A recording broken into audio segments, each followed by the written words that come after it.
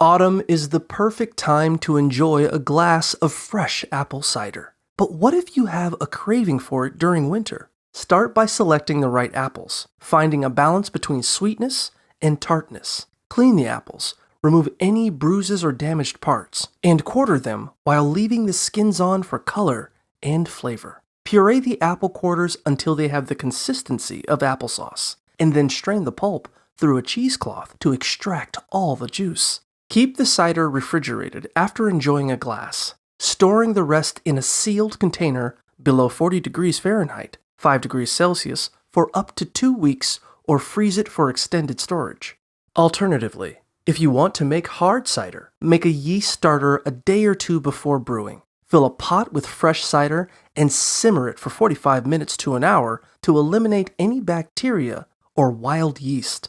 Add brown sugar or honey to increase the sugar content if desired. Prepare a fermentation bucket by sterilizing it. Then pour the cider into the bucket. Let it cool and add the yeast starter. Allow the cider to ferment in a cool, dark place for a couple of weeks until the airlock stops bubbling. Finally, bottle the cider using a clean siphon and let it age for a few weeks to improve its flavor.